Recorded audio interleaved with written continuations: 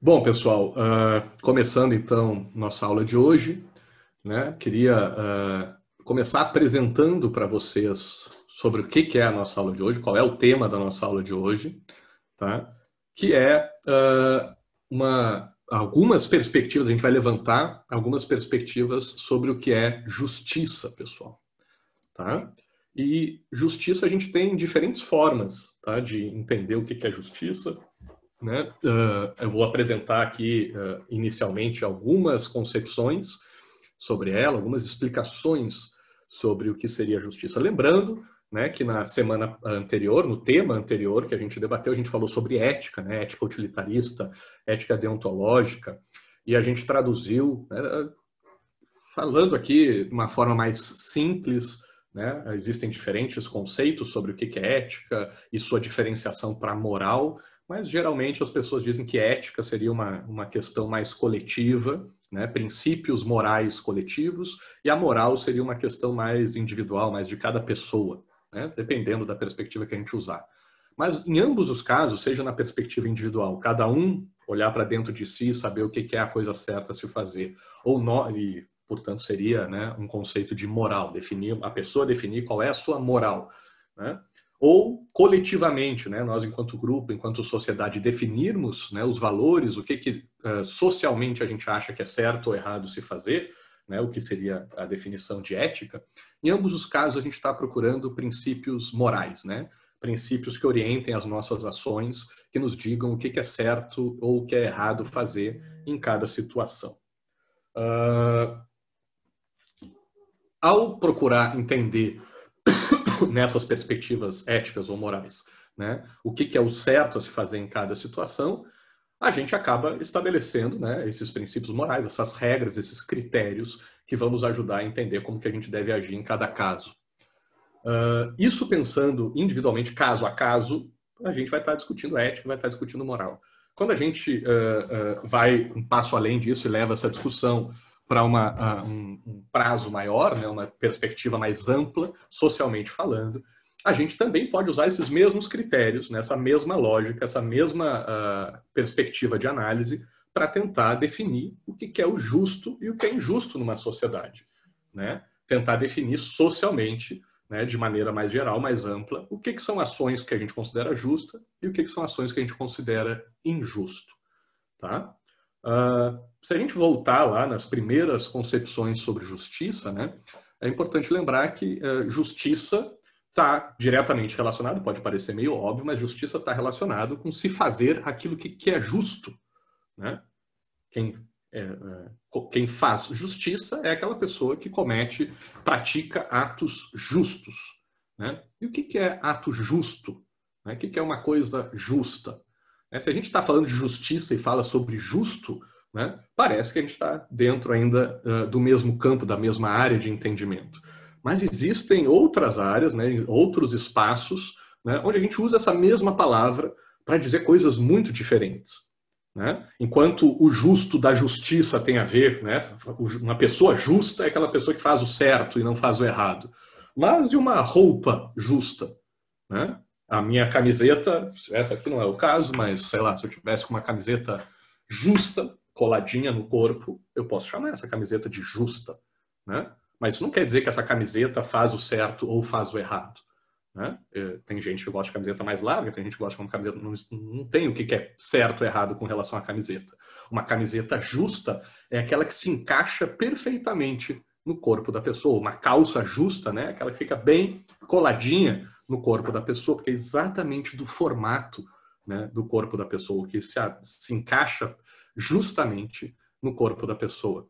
Né? Se a gente estiver falando de uma vaga no estacionamento para estacionar um carro, por exemplo, né? Uma vaga justa é uma vaga que não é nem muito grande, que sobre espaço, né? E nem tão pequena que o carro não caiba naquela vaga. Uma vaga justa é aquela vaga onde o carro cabe certinho, cabe exatamente.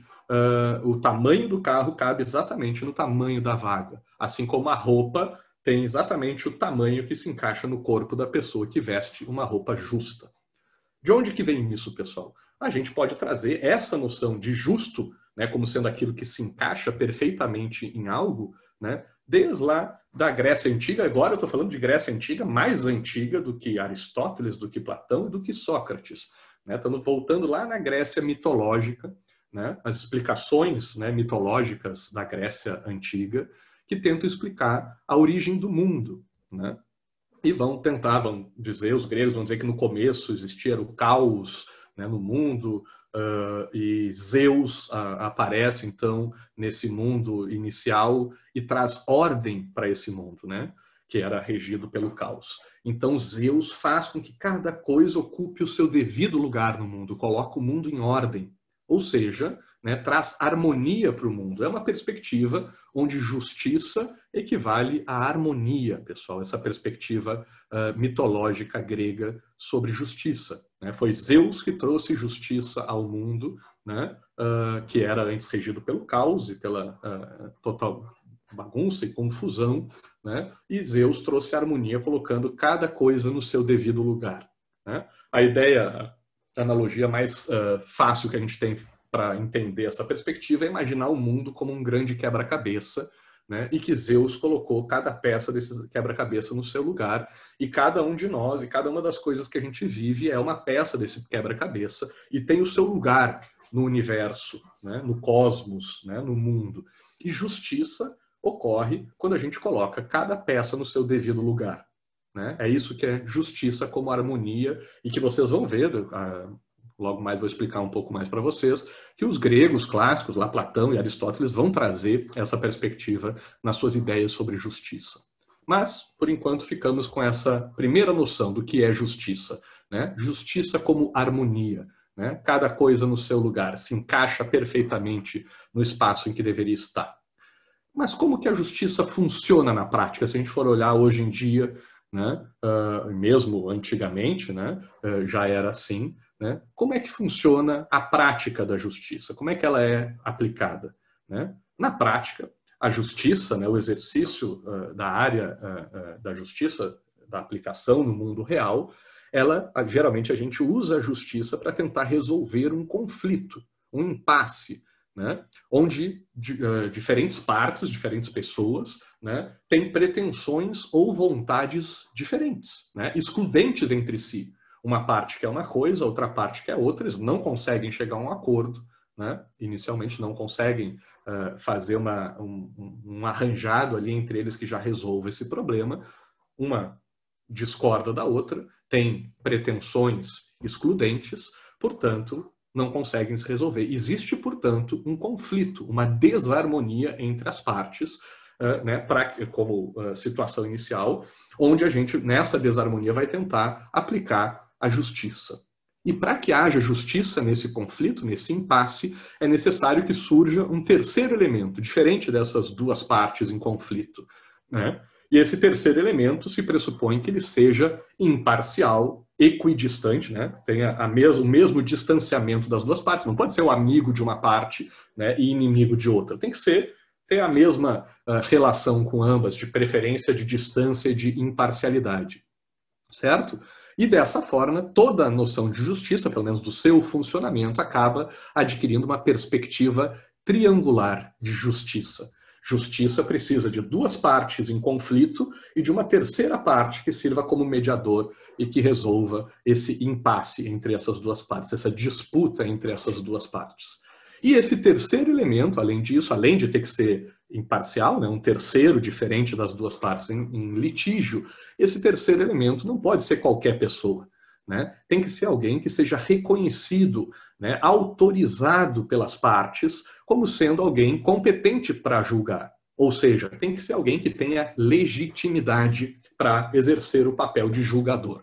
Certo? As duas partes têm que reconhecer, né, aquele terceiro elemento como legítimo, como capaz, como competente, como autorizado para realizar esse julgamento e resolver esse impasse entre as duas partes. Certo? Então vimos ali que originalmente a noção de justiça é a harmonia, mas que na prática a justiça surge, a necessidade da justiça surge de um impasse. Então sim, justiça é harmonia, como falavam os gregos, mas é uma harmonia que resolve um impasse, que resolve pretensões excludentes entre si, né? Geralmente através do uso de um terceiro elemento, criando essa relação triangular de justiça. Beleza, pessoal, já vimos aí o que deve ser justiça, de onde que ela vem, como é que ela funciona, e como que ao longo do tempo, né, os principais autores foram entendendo o que é justiça, foram definindo justiça. Né? Existem diferentes formas. Nossa, eu já dei algumas aulas sobre isso. Quando se procura um conceito sobre justiça, né, não me lembro quem foi, depois eu tenho que achar nos meus slides lá, mas tinha um cara que dizia: justiça é fazer o bem para os amigos e o mal para os inimigos. Né? Foda-se, né? Azar dos inimigos, né? Já teve um momento, teve um autor que disse que justiça é isso. Tá? Então, a gente vai ver algumas aqui que eu separei, mas existe uma infinidade de concepções, de definições, de conceitos sobre justiça. Só que todos esses conceitos a gente pode agrupar eles, de certa forma, em duas perspectivas principais de justiça ao longo de toda a história do pensamento sobre esse tema. Né? De um lado, a gente tem alguns autores que entendem que a justiça é uma forma de verdade, né? Que vem de um outro mundo, vem de Deus, né? Que vem do universo, ou que vem da alma, vem do cosmos, né? Como diziam os gregos. Né? Algo que vem de fora da gente e que se impõe a nós, né? Se impõe para as pessoas. Né? É um tipo de justiça transcendente, que está acima dos humanos, das pessoas. Né? Mas, por outro lado, existe uma outra concepção de justiça, né, que diz que não, que a justiça não é algo da natureza, uma verdade do mundo que está posta para a gente, que Deus impôs, que a natureza impôs, o universo impôs. Não, justiça não é isso. Para esse outro grupo de autores, justiça é uma convenção. É um pacto, é uma delimitação feita por pessoas. Né? São os humanos, são as pessoas que constroem a noção de justiça. Justiça não existe na natureza, justiça não existe de justiça divina, né? Não existe justiça no universo. O que existe de justiça é um conceito criado, desenvolvido, estabelecido, arranjado por pessoas, por seres humanos. Então essa justiça é uma justiça imanente, que vem dos seres humanos, não transcendente, que vem de fora da gente. Então temos duas correntes aqui para a gente tentar entender justiça. De um lado, uns que dizem que justiça é algo que vem de fora e se impõe a nós. De outro lado, um grupo de autores que vai dizer que não, justiça é um produto humano, né, criado pelos seres humanos, uma convenção humana. Né? Como eu falei para você, se a gente for analisar os gregos clássicos, como por exemplo Platão, a gente vai ver que Platão achava que justiça era uma coisa transcendente, que vem de fora dos seres humanos, é uma coisa de alma. Né? Cada pessoa, para Platão, pertence a uma classe. Né? Depois a gente vai ver isso melhor, mas tem para Platão, numa sociedade, algumas pessoas nasceram para serem reis, filósofos, né? Para organizarem a cidade, para serem governantes, porque elas pensam, usam a cabeça, sabem raciocinar, usar a razão. Outras pessoas já são mais emotivas, guiadas pelas emoções, pelos sentimentos, né? E essas pessoas, como são guiadas pelas emoções, pelos sentimentos, dão bons guerreiros, dão pessoas boas para montarem os exércitos, né, dos estados. E um terceiro grupo de pessoas que só é guiado pelos apetites, pelas vontades, pelos desejos. Essas pessoas dão bons trabalhadores. Né? E, para Platão, justiça é colocar primeiro cada uma dessas pessoas conhecer a si mesmo, entender, né, a que grupo pertence, isso é a justiça individual, e uma justiça mais coletiva para Platão é que a sociedade, um Estado, coloque cada uma dessas pessoas no seu devido lugar. Né? Portanto, quem nasceu para trabalhar tem que trabalhar, quem nasceu para guerrear tem que guerrear, quem nasceu para governar deve governar, e assim Platão justificava a escravidão, certo? Algumas pessoas nasceram para trabalhar, essas pessoas têm que trabalhar, né? E trabalhar para aquelas pessoas, né, que organizam a sociedade, que devem governar a sociedade, o Estado. Então vejam que para fazer justiça para Platão, a gente tem que entender algo que vem de cima. Não sou eu que escolho se eu sou mais racional, mais emocional ou mais apetitivo. Né? Então, para Platão, a justiça é algo que vem de fora da gente. Não é a gente que combina isso. É algo que é dado pela natureza, pelo universo, né? Definido pela nossa alma.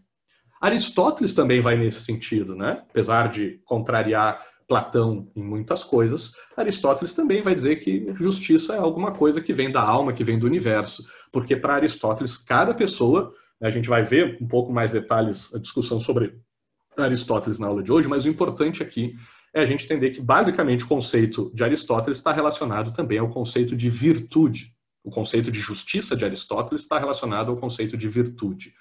Então, para que uma pessoa seja justa, ela tem que ser uma pessoa virtuosa. Para que uma sociedade seja justa, ela deve estimular a virtude nos seus cidadãos, né? Virtude que Aristóteles chamava de arete, em grego, né? E cada pessoa tem a sua própria virtude, tem o seu próprio talento, né? Tem a sua própria área de expertise. E a justiça, para Aristóteles, deveria premiar as pessoas virtuosas, né? Cada uma no seu grupo. Então, para Aristóteles, né, como é que a gente sabe quem deve receber, o clássico exemplo dele, quem deve receber a melhor flauta dentro de uma sociedade? Se um Estado, uma sociedade, produz uma flauta maravilhosa, do melhor material que tem, que vai sair o melhor som daquilo ali, para quem que a gente deve dar essa melhor flauta? Aristóteles não tem dúvida com isso. Né? Para se fazer justiça com essa flauta, a gente tem que dar essa flauta para a pessoa mais virtuosa no uso de flautas. O melhor flautista, o melhor tocador de flauta. Então, justo é dar as melhores coisas para aquelas pessoas que desempenham a sua excelência com essas coisas, que vão fazer o melhor uso dessa coisa. Então, a melhor flauta deve ser dada por melhor tocador de flauta. E não sou eu que defino isso, não sou eu que escolho quem eu sou, se eu sou o melhor tocador de flauta ou não. Isso é algo, né, essa minha virtude é algo imanente que já nasce, já vem junto comigo, coisa do universo, dessa organização de Zeus, de colocar cada coisa no seu lugar. E apesar de contrariar Platão em muitas coisas, nesse ponto Aristóteles mantém a lógica, né, de um mundo organizado, um mundo aristocrático, né, uma sociedade aristocrática onde cada pessoa nasceu para ocupar um lugar diferente nessa sociedade. Beleza, temos aqui dois autores que vão dizer que justiça é algo que vem de cima, que vem de fora da gente. Mas o próprio Platão, como a gente já viu lá quando a gente falou sobre o amor, né, Platão gostava de, nos seus diálogos, trazer teses que ele discordava, né, e coloca nos seus livros, nos seus diálogos, teses com as quais ele discordava totalmente. A gente viu lá no caso do Banquete, falando sobre o amor, a tese do Aristófanes sobre o amor romântico, que Platão achava uma bobagem. Falando sobre justiça, né, no seu livro A República, Platão vai nos trazer também uma tese que ele coloca na boca de Glauco, que era o seu irmão, né, mas também não é por ser seu irmão que ele é poupado, né, de receber uma tese com a qual Platão discordava totalmente. E a tese de Glauco, na República de Platão, é de que justiça não é essa coisa de alma que cada um tem que ocupar seu lugar. Para Glauco, né, nas palavras, na boca de Glauco, né, a tese colocada por Platão, justiça é uma convenção. Os seres humanos combinam, porque é conveniente para os seres humanos, né, estabelecer critérios de justiça, né, porque essa convenção é necessária quando as pessoas percebem que no mundo existe uma chance muito maior de sofrerem injustiças do que de praticarem injustiças. Para Glauco, toda relação, alguém sai perdendo e alguém sai ganhando. É isso que vai dizer Glauco. Né? Numa situação qualquer, uma pessoa ganha, outra pessoa perde. Então sempre vai ter injustiça em qualquer relação. Né? Como existem, eu sou no mundo de hoje, existem 7 bilhões de pessoas no mundo, de acordo com a tese de Glauco, a chance de alguém ser injusto comigo, né, é 7 bilhões de vezes maior, porque qualquer um do universo pode ser injusto comigo, do que eu individualmente, porque eu só posso pegar uma pessoa e tentar ser injusto com ela, tentar estabelecer uma relação da qual eu saia ganhando. Né? Então, de acordo com essa análise de Glauco, eu tenho muito mais chance de sair perdendo nessas relações, né, de sofrer injustiça do que de praticar injustiça, né, estatisticamente falando. Agora, probabilisticamente falando, né?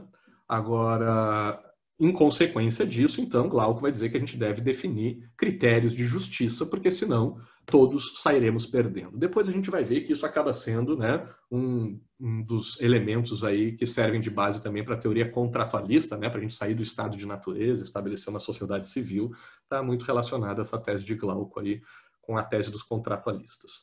Mas além de Glauco, né, que na verdade está só traduzindo as palavras de Platão, também temos outro autor agora mais recente, né, o David Hume, que vai nos dizer também que justiça é uma espécie de convenção, de pacto entre as pessoas.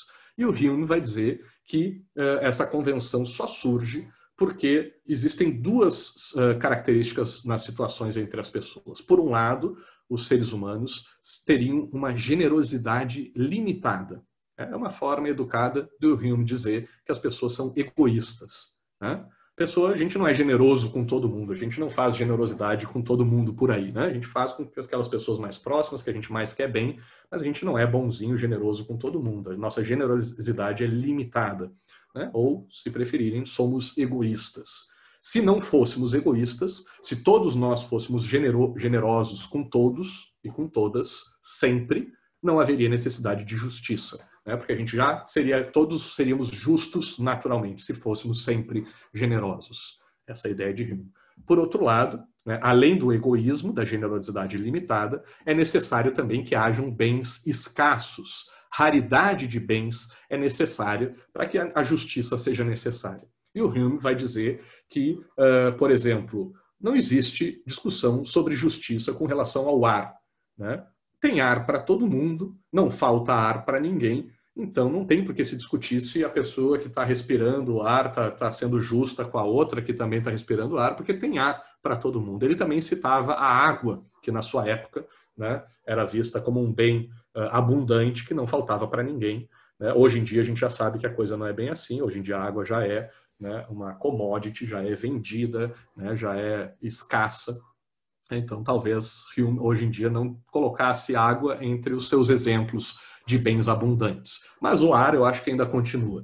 Então, para o Hume, né, a justiça é um conceito necessário, uma vez que os seres humanos são egoístas, né, têm uma generosidade limitada, e uma vez que os bens que eles desejam, que eles pretendem ter, são raros, são escassos. E a gente precisa estabelecer uma forma, né, fazer uma convenção sobre como dividir esses bens entre estas pessoas. Além desses conceitos, eu quero trazer dois aqui autores que eu também acho importante a gente mencionar, que falam sobre justiça, né? Que a gente pode trazer aqui, por exemplo, Karl Marx, né? Que vai nos dizer, num primeiro momento, que justiça é um instrumento da classe dominante, da burguesia, né? Que usa a justiça, os seus critérios de justiça, através do Estado, né? Para oprimir a classe dominada, né? O proletariado. Então, para Marx, a justiça que existe, que acontece no mundo, é um instrumento de dominação da classe burguesa sobre a classe proletariada, certo? Mas ele propõe, né, uma noção de justiça que deveria ser adotada seguindo dois princípios principais. O primeiro dele seria que, para trabalhos iguais, deveriam se estabelecer salários iguais. Então, quem trabalha uma determinada coisa deve receber o mesmo de outra pessoa que trabalhe nessa mesma área.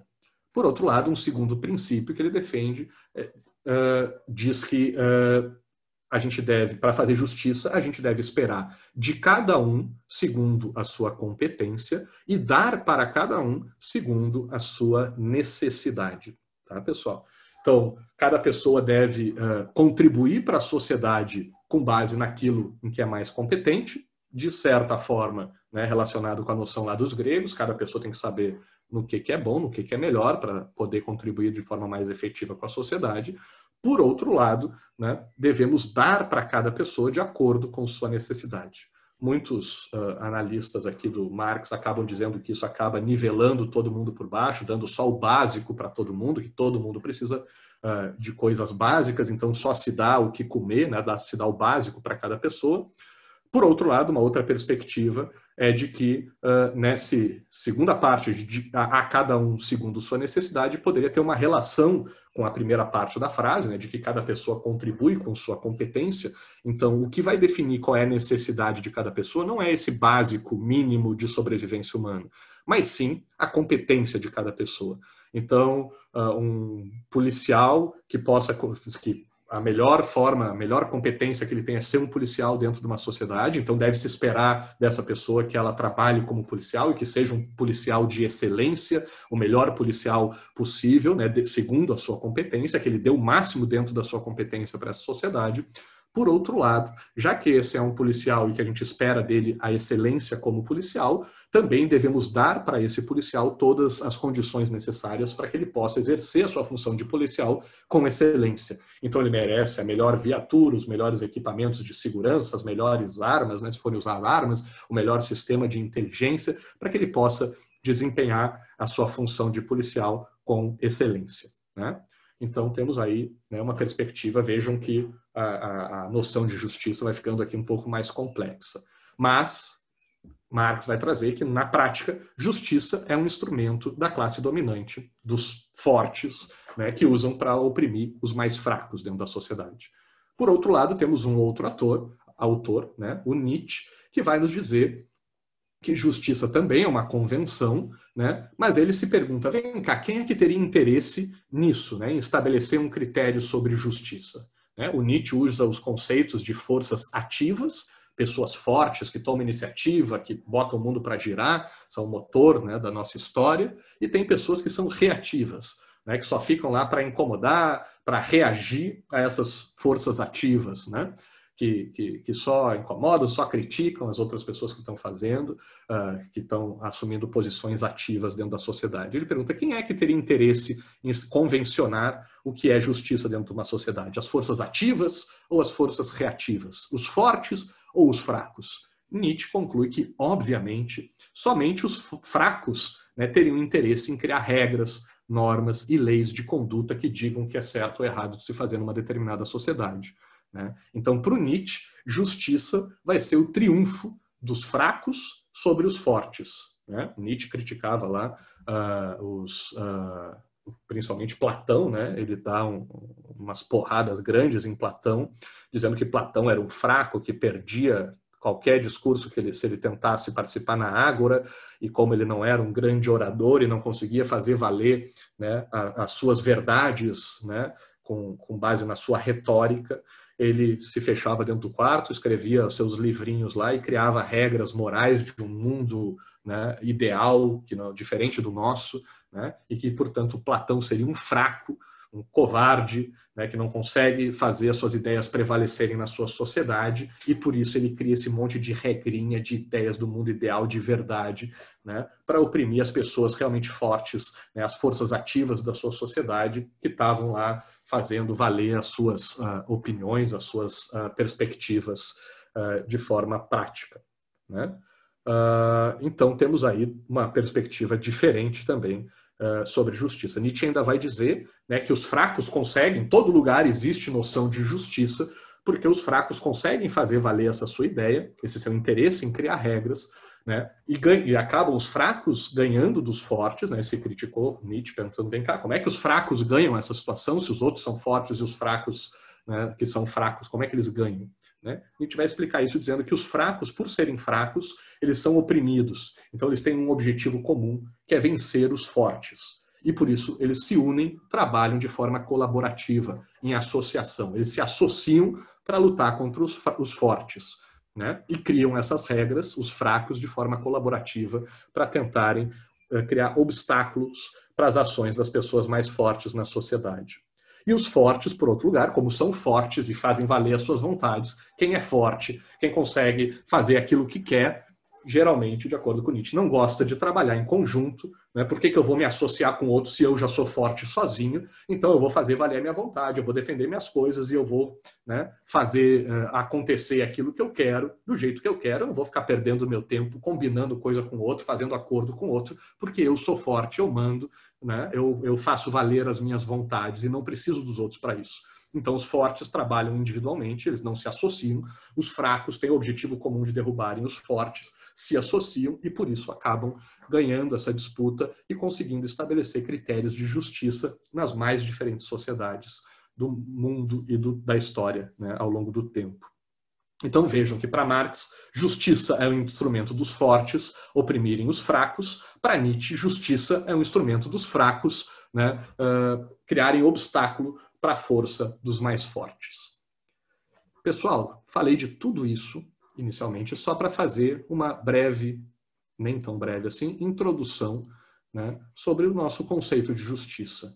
Porque, na verdade, eu queria chegar na nossa discussão da nossa aula de hoje, onde a gente vai debater, né, uma perspectiva específica. Não vou entrar em mais detalhes, o nosso objetivo da aula de hoje não é discutir essas perspectivas, nem saber se a justiça é uma convenção, ou se é uma coisa da natureza, de Deus, do universo, uma verdade, né? Nem saber se justiça é um instrumento dos mais fortes contra os mais fracos, ou dos mais fracos contra os mais fortes, né? Mas era importante vocês entenderem esses elementos, porque isso vai fazer parte da nossa discussão aqui na nossa aula de hoje. Então, eu queria... deixa eu só botar aqui para vocês os nossos... Vou compartilhar aqui o link do nosso formulário, que eu vou começar agora a fazer as perguntas para vocês. Mandei aqui o link, tá, do Google Forms. E, de novo aqui, www.mente.com. Deixa eu só ver qual é o nosso código de hoje.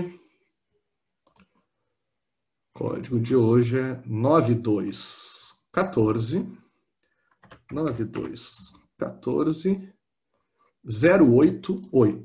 088. Então, peço que vocês entrem lá no www.mente.com e coloquem esse código 9214 088. 9214 088, tá? E a gente vai começar agora a aprofundar nessa nossa discussão sobre justiça, pessoal. E olha que coisa maravilhosa que eu trouxe para vocês aqui para a gente discutir sobre justiça. Quem não gosta de chocolate, eu não sei qual é o seu problema, né? Mas eu já fico com água na boca só de olhar para esse bolo aqui. E a gente vai usar esse bolo para começar a entender o que é justiça, pessoal. Falei para vocês aqui que eu tenho filho pequeno, né? Então não faz muito, a gente fez uma festinha de aniversário para ele, a gente fez aqui pelo Zoom com a família só, né? Só eu, minha esposa e meu filho em casa. Mas ficamos na vontade, devido à pandemia, né, de fazer uma festa presencial, convidando nossos amigos, né, as crianças pequenininhas também para interagirem com meu filho. Então, eu quero que vocês imaginem esse cenário, né, que espero que ano que vem já seja possível de fazer, que quando eu for fazer a festinha do meu filho lá de 2 anos, né, vou fazer um bolo na festa dele. E eu queria fazer a primeira pergunta para vocês o seguinte: imaginem que eu fiz essa festa e que eu chamei 10 convidados para essa festa de aniversário do meu filho, tá? E aí, o bolo aí, né, tem um tamanho, ele é finito, ele é escasso, né? Ele não tem bolo para todo mundo que existe, as 7 bilhões de pessoas que existem no universo, mas esse bolo, teoricamente, é suficiente para servir 10 porções para os meus 10 convidados. Então, a minha primeira pergunta que eu faço para vocês é: nessa minha festa que eu vou fazer lá no ano que vem, de aniversário do meu filho, com os meus 10 convidados, se eu pegar e dividir esse bolo em 10 fatias iguais e servir cada uma dessas 10 fatias iguais para os meus 10 convidados, isso, na opinião de vocês, é justo ou injusto, pessoal? E para isso... deixa eu ver. Não, estou compartilhando minha tela com vocês ou não? Não. Esqueci de compartilhar, ninguém me avisou. Voltei aqui. Então, tá aqui o bolo que vocês não estavam vendo. Tá, pessoal? Deixa eu aumentar aqui para dar água na boca de vocês. Este é o bolo do qual eu estava falando. Deixa eu ver o que estão falando no chat aqui. Eu ia falar que bolo, mas... pois é. Esse é o bolo, tá, pessoal? Esse aqui é o bolo que eu estou falando. Imagine, então, que eu dividi esse bolo em 10 pedaços para os meus 10 convidados. E qual é a minha pergunta para vocês, pessoal? Não era para imaginar o bolo, não. É para ver o bolo e ficar com vontade de comer esse bolo. E aí minha pergunta para vocês já estão aqui respondendo: dividir o bolo igualmente entre os 10 convidados é justo ou injusto? Quem foi que disse que é injusto? Me explica já por quê, já que a maioria está indo para o justo.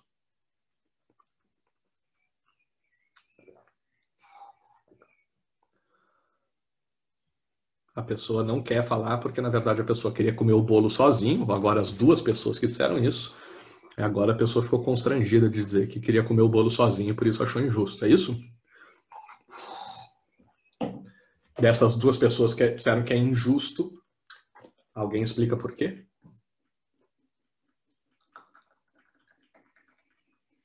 Não, eles estão comendo o bolo. Beleza, pessoal. Então, ficamos sem a explicação do porquê que alguém acha injusto dividir o bolo em 10 partes iguais e servir igualmente para os 10 convidados. Mas como a gente vê aqui, a grande maioria aqui, mais de 90% das pessoas que responderam, disseram que sim, que dividir o bolo igualmente. Agora, mais uma pessoa ainda, 20 pessoas, né, disseram que é justo dividir o bolo igualmente entre os convidados. Beleza, pessoal. Só que eu não contei uma coisa para vocês, né? Esses convidados não são iguais, né? Eu convidei a uma festa de criança e essas pessoas convidadas são pessoas diferentes, né? E aí eu queria contar um detalhe sobre essas pessoas para vocês. Eu convidei alguns adultos e algumas crianças bem pequenininhas. Meu filho tem 1 ano, né? Peraí, pessoal, antes de vocês responderem, deixa eu só explicar aqui a ideia para vocês da questão. Se tem adultos, né, formados com corpo inteiro, estômago grande, né, e crianças pequenininhas que mal comem ali um pedacinho porque já enche o seu bolo. Seria justo eu dividir o bolo dessa forma, dar o mesmo tamanho de fatia para um adulto grande, né, que tem um estômago grande, e para uma criança pequenininha de 3 anos de idade, que tem um estômago bem pequenininho e que talvez nem caiba uma fatia inteira de bolo na barriga dessas pessoas? Não seria, nesse caso, melhor eu dar pedaços de bolo maiores para os adultos, para as pessoas maiores, e pedaços de bolo menores para as crianças pequenas? O que vocês acham? Se eu desse pedaços maiores para os adultos e pedaços menores para as crianças, isso seria justo ou injusto?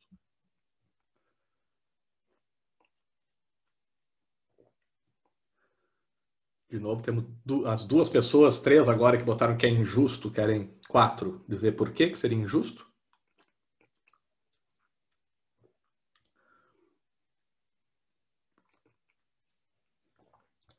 Quem está respondendo que é justo, por enquanto eu não estou explicando por quê, porque depois, não estou perguntando por quê, porque depois eu vou usar alguns autores aqui para explicar. Eu diria não exatamente que é injusto, apesar do fato que eu marquei injusto, mas que não é certo dizer também que é justo, digamos assim. Porque depende das motivações da decisão. Você está só. Digamos assim, se só tivesse crianças muito pequenas, talvez aí eu até acredito que a criança poderia passar mal, aí seria perfeitamente justo, é pro bem dela, mas. Esse é o exemplo. Digamos assim, é um aniversário, a pessoa está só assumindo, é uma situação mais difícil de dizer que é justo, eu acho.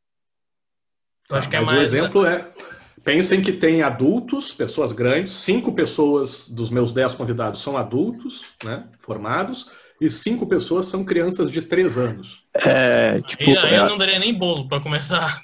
3 anos aí é pouco. Até 2 anos, que não é recomendado se dar doce. Por isso que eu estou botando 3. Até dos 3 acho que já pode estar comendo bolo. Professor, Diga, Gerson. acho que é a questão da equidade, né? De, tipo, tratar os iguais e tratar os diferentes de forma diferente, tipo... Exatamente. Porque se você trata os iguais, você, tipo, você trata todo mundo igual, você não consegue, tipo, você não consegue, como é que se chama? Atenuar diferenças, tipo, históricas, por exemplo, a questão das cotas. Tipo, tem certos grupos que realmente têm que ser tratados diferentes por uma questão de dívida histórica, de diversos motivos. Tu votou pelo justo aqui, certo, Gerson? Votei pelo justo.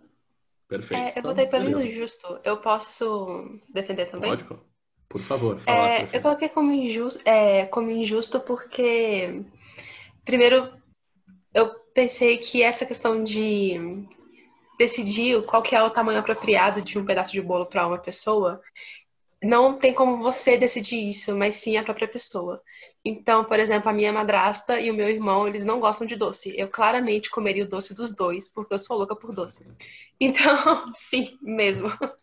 Lá em casa teve uma festa de aniversário do meu pai, eu basicamente comi metade do bolo sozinha. Mas enfim, já entendemos, então, a Serafina queria comer os pedaços das crianças e dos outros das adultos também. Porque Sim, ela então, quer fazer um bem arranjado ali. E aí, digamos, a demanda das pessoas dentro daquela localidade meio que distribui as coisas da forma como é mais apropriado.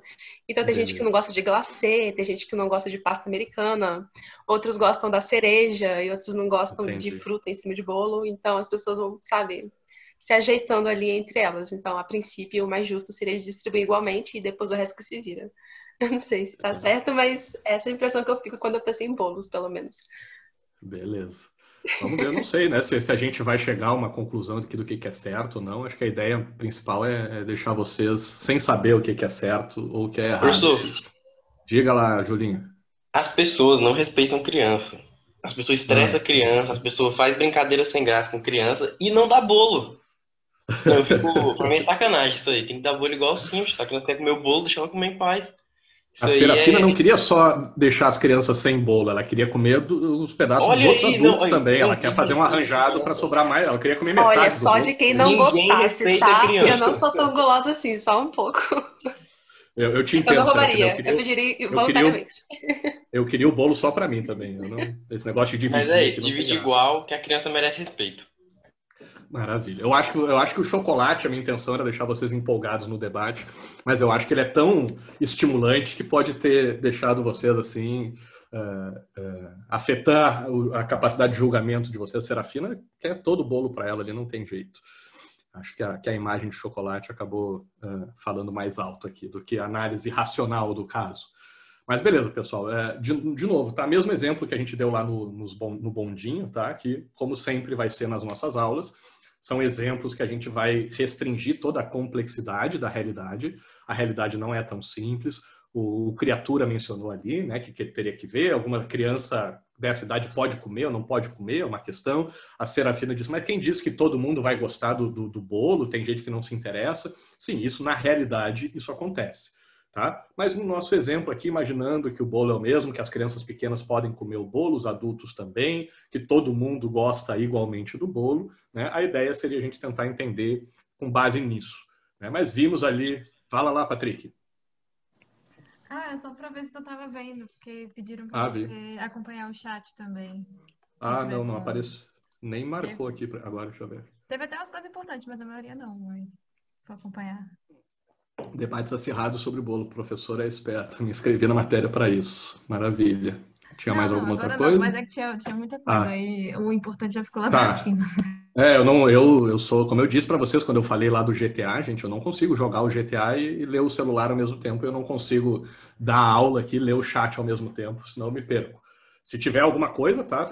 Fiquem à vontade para debater e trocar ideia no chat, mas se tiver alguma coisa importante que vocês queiram que eu comente, tentem me chamar aqui no microfone ou peçam para algum colega me chamar, porque eu tenho uma capacidade limitada de analisar as informações do chat e o que eu estou falando, tá?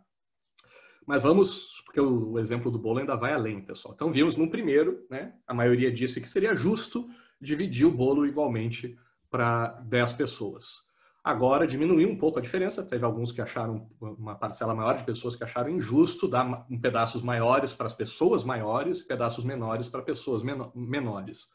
Mas vamos mudar um pouquinho o exemplo. Deixa eu botar aqui.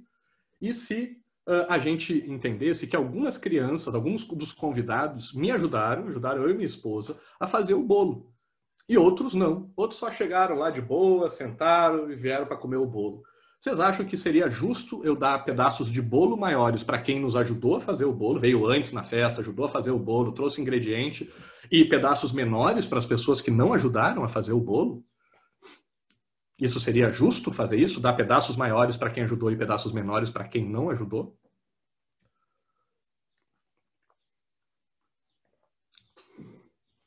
De novo, temos aqui, quanto é que foi no outro? Acho que foram 8 pessoas, né, que botaram injusto. Aqui a gente está chegando perto, já tem 6.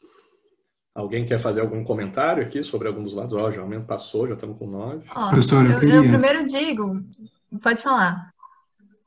Tudo bem, então. Porque assim, se alguém faz alguma coisa por mim esperando algo em troca, eu espero que essa pessoa faça. Assim, fica aí na sua, meu irmão, você ajudar a fazer o bolo. Eu não disse que quem fez estava esperando em troca. Eu só disse, os caras ajudaram, ninguém pediu nada, tá? Mas, o que vocês acham depois que a pessoa ajudou por livre e espontânea vontade, sem grandes interesses? Vai comer o mesmo tanto. E se reclamar, sai da festa. Azar, quem mandou ajudar? Ninguém pediu, né? Mesma coisa que ele pegar minha cerveja sem ter feito parte da vaquinha. Ou o cara que leva skin pro churrasco e quer beber Heineken. Tá podendo, então? Mas esse exemplo é diferente, né, professor? Diferente. Porque exatamente. O bolo... Você vai no aniversário da pessoa, chega lá, tem um bolo, aí a pessoa não só tem direito a 7% do bolo porque você ajudou só com isso. Cara, que festa de aniversário é essa? Sacanagem. Quero né? não ser convidado para essa festa.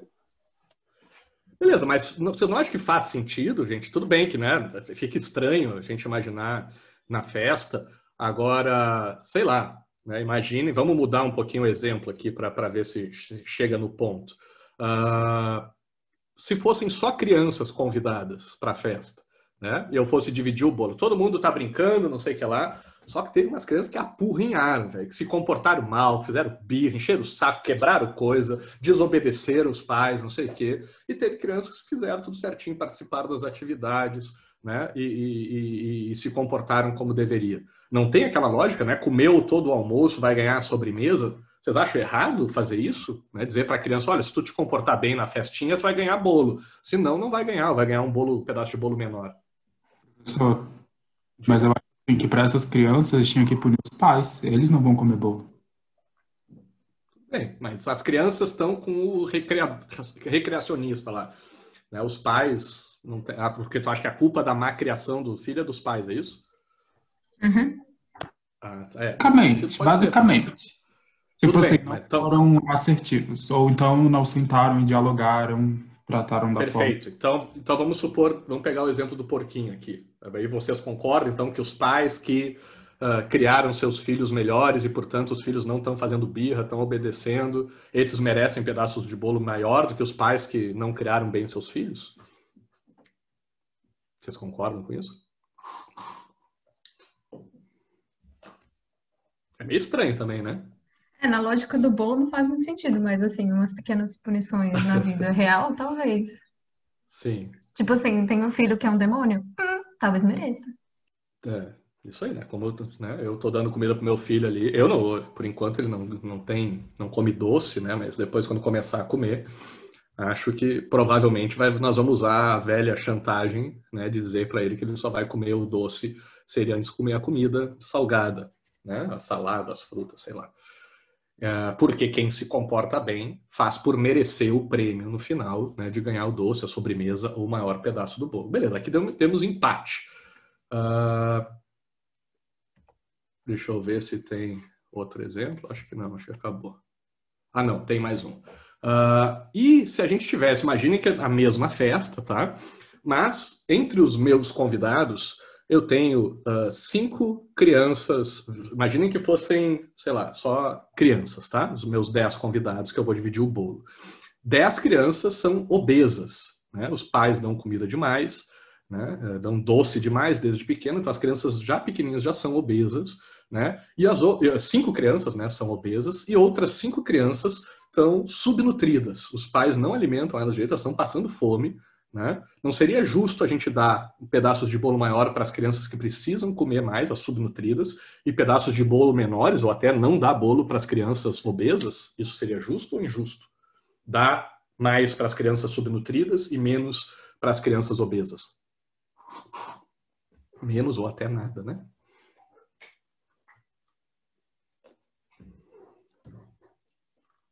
Quero ver quem é que vai tirar pedaço de bolo da criança subnutrida agora. Isso vocês não têm coragem, né? Sempre aparece um corajoso. Explica aí, corajoso, corajosa. Como é que tu me justifica que tu vai tirar a comida do subnutrido para dar pro obeso? Isso só pode ser a Serafina que quer comer o bolo todo sozinho de novo, né? Olha, isso é injusto. Não sou eu. Meu comentário que foi injusto. Professor, eu não votei no injusto, não, mas assim, eu votei no justo querendo votar no injusto, porque bolo não é um alimento nutritivo. Mas dá bolo magrinhos. Sim, perfeito. Mas vocês entenderam a lógica. Vamos supor que fosse, então, uma refeição saudável, verduras, né? E comidas saudáveis. Alguém do injusto aí vai nos explicar essa perspectiva?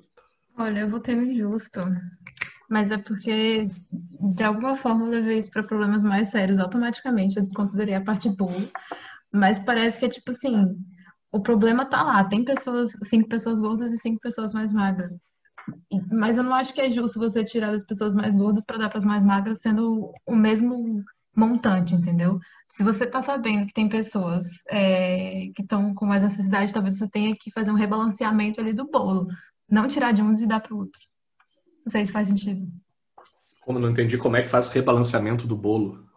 Tipo assim, tem um bolo só, cara, e você sabe que não vai dar conta, sabe? Tem pessoas que estão passando fome, tem pessoas que vão comer uma quantidade assim, ok.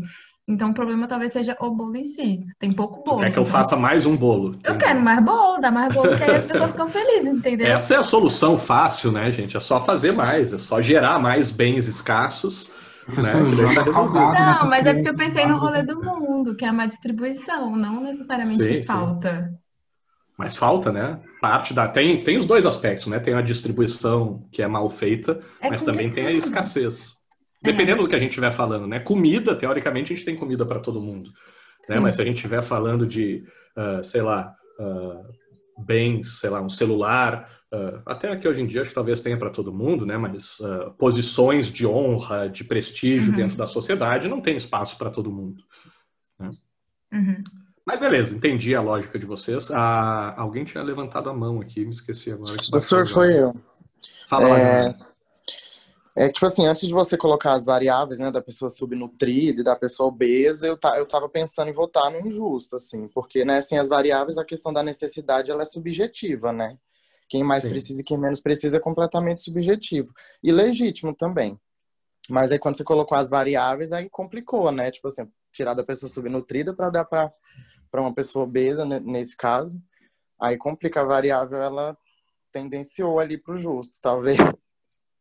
Esse é o meu objetivo dos exemplos, é sacanear vocês, né? Não, se deixasse o exemplo fácil aqui, não tinha por que fazer a pergunta. Eu quero complicar a vida de vocês, eu quero que justamente fique cada vez mais difícil para vocês se posicionarem. Mais alguma questão aqui, pessoal, que vocês queiram levantar sobre essa pergunta? Então, pessoal, vou sair rapidinho aqui do Mentimeter e vou voltar lá para os nossos slides. Vejam bem o bolo aí que a gente estava discutindo. Realmente, eu estava pensando, tentei bolar exemplos melhores aí de comidas, mas o do bolo é o mais simples. Ainda não consegui achar um melhor para todas essas versões dos exemplos que a gente usa. Tá? Por que eu estou falando disso, pessoal? Porque, como eu falei para vocês, eu vou explicar para vocês a lógica de justiça e vamos começar. Eu vou usar 3 autores na aula de hoje para entrar no nosso argumento da aula de hoje para vocês discutirem. O primeiro deles, Aristóteles. Aristóteles vai dizer, né, além daquela questão, antes de chegar, na verdade, na questão sobre justiça estar relacionada com virtude, Aristóteles vai dizer que justiça é um meio termo, né? O justo é um meio termo, né? Como assim meio termo, né? Aristóteles vai dizer que na vida a gente tem 2 possibilidades, né? Ou a gente comete injustiça ou a gente sofre injustiça, parecido com aquela lógica que Platão colocou na boca de Glauco, certo? Então, ou a gente vai estar sofrendo injustiça numa situação, ou a gente vai estar cometendo injustiça numa situação. Aristóteles vai nos dizer, num primeiro momento, que justiça é a gente encontrar o meio termo disso. Uma situação onde a gente não esteja nem cometendo injustiça com ninguém e nem sofrendo injustiça de ninguém. Que só assim é que a gente consegue alcançar um ato justo, achando esse meio termo, este equilíbrio. Tá? De nem cometer injustiça com ninguém, nem estar sendo injusto, e nem de sofrer injustiça com alguém, nem de estar sendo injustiçado. Simples, né? Parece relativamente simples de se encontrar isso. Só que Aristóteles vai desenvolver mais essa ideia e vai dizer que existem 2 tipos de justiça, né? E esse equilíbrio, esse meio termo aqui que ele propõe, em cada um deles é feito de uma forma. O primeiro tipo de justiça que Aristóteles vai falar é o que ele chama de justiça corretiva, tá? O que é justiça corretiva para Aristóteles, tá, pessoal? Porque dependendo do autor, depois quando a gente for falar lá do Mill, o Mill vai usar a justiça corretiva para falar de outra coisa. Então é bom a gente ter cuidado com esses termos. Foi bem difícil achar os conceitos para dar nome, para dar o título da aula de hoje, porque num autor quer dizer uma coisa e em outro autor quer dizer outra, tá? Mas justiça corretiva para Aristóteles é uma questão entre 2 elementos, tá? Uma pessoa e um objeto, né? Sejam recursos, sei lá, como água, comida, né? Sejam bens, né? Como uma casa, uma propriedade, ou sejam honras, né? Como ocupar um cargo público, ou receber um título ou um prêmio, né? Então, justiça corretiva diz o seguinte: um bem, um recurso, uma honra pertence a uma pessoa ou não pertence, certo? Então, ou essa casa aqui onde eu estou é minha ou não é. Não tem outra situação. Se a casa é minha e eu estou com o que é meu, beleza, temos justiça, estamos naquele equilíbrio. Eu não estou pegando a casa de ninguém e ninguém está pegando a minha casa. Eu não estou sofrendo injustiça, nem estou cometendo injustiça. Então estamos no meio termo. Eu tenho o que é meu, o que me é devido, o que é do meu direito. Essa relação está ok. Agora, se alguém se apropria, o Boulos, né, só para sacanear ele, né, vamos dizer que o Boulos invada a minha casa aqui com o MST e pegue a casa para ele, e eu diga, não, Boulos, essa casa não é tua, tá errado, essa casa é minha. Né? A minha casa não está comigo, eu estou sofrendo injustiça, eu sou injustiçado. E o Boulos não é o dono dessa casa que ele ocupou, portanto, ele está cometendo injustiça. Ele é uma pessoa injusta, está sendo uma pessoa injusta. Né? Para Aristóteles, então, a justiça corretiva é a que busca corrigir esse desequilíbrio entre essas relações. Tá? Quando um bem, um recurso, uma honra não está com a pessoa que deveria estar, a gente utiliza a justiça corretiva para dar essa coisa para a pessoa. E é coisa que é relativamente simples. Tá? Ou é da pessoa ou não é. Se está com a pessoa certa, beleza, a coisa está certa, temos justiça. Se está com a pessoa errada, temos injustiça. Uma pessoa cometendo injustiça, outra sofrendo injustiça. A grande questão de Aristóteles não é aqui. Ele vai dizer que além da justiça corretiva, nós temos um segundo tipo de justiça, o que ele chama de justiça distributiva. E aí, como é que funciona essa questão da justiça distributiva? Enquanto o primeiro exemplo de dar o bolo para cada pessoa da justiça corretiva estaria relacionado com a nossa primeira pergunta lá sobre o bolo, né? Que seria, vem cá, dá um pedaço de bolo igual para cada um dos 10 convidados. Cada um recebeu um pedaço de bolo. Se cada um recebeu, tá certo, cada um tem o que lhe é devido, certo? Não tem nenhum critério no meio. Para uma pessoa, corresponde um pedaço de bolo. As pessoas são iguais, os pedaços de bolo são iguais e elas se equivalem. Tá? É uma relação de igualdade entre dois elementos. Né? Agora, na justiça distributiva, Aristóteles vai dizer que aparece um terceiro elemento. Não é só a pessoa na relação com os bens, os recursos ou as honras. É necessário um critério de proporcionalidade. Quando a gente pegou lá o primeiro exemplo dos adultos e das crianças, a gente tentou estabelecer uma proporção. A maioria da turma disse que seria o justo, não seria só dividir igualmente, que nem feito da primeira parte. O justo seria fazer uma proporção, né? Talvez, né, o mais balanceado seria dar mais pedaços de bolo maiores para pessoas maiores, pedaços de bolos menores para pessoas menores. Mas quando eu mudei o exemplo e disse que algumas pessoas, alguns dos convidados ajudaram a fazer o bolo e outros não ajudaram, né? A gente teve um equilíbrio aqui na sala, metade achou justo, a metade não achou justo, mas entre os que acharam justo, provavelmente seguiram uma lógica de merecimento. Né? Quem ajuda a fazer o bolo merece receber mais bolo. Né? Então, quem contribui, a criança mais obediente e que come a comida toda certinho, merece ganhar a sobremesa e comer o doce no final. E aí o critério de proporcionalidade não passa mais, deixa de ser o tamanho das pessoas, né? E passa a ser o merecimento das pessoas. Né? E no último exemplo, a gente viu, né, crianças subnutridas e crianças obesas, né, crianças que não precisavam de bolo, porque estavam obesas, pelo contrário, precisavam não comer, e outras crianças subnutridas que precisavam de alimento. Né? Talvez não seja o melhor exemplo o bolo, porque não é o mais nutritivo, mas a ideia seria nesse sentido. Né? Então, no terceiro exemplo, o critério de proporcionalidade não é mais o tamanho, né, a proporção de quanto cabe na pessoa, né? Não é mais o merecimento da pessoa, se ela ajudou ou não ajudou a fazer, mas sim a necessidade da pessoa. Quem precisa de mais, recebe mais. quem não precisa não recebe. Tá? Então, de acordo com Aristóteles, né, nessa justiça distributiva temos um terceiro elemento para a gente poder fazer justiça. Não é mais só dar a cada um o que lhe é devido, o que é seu.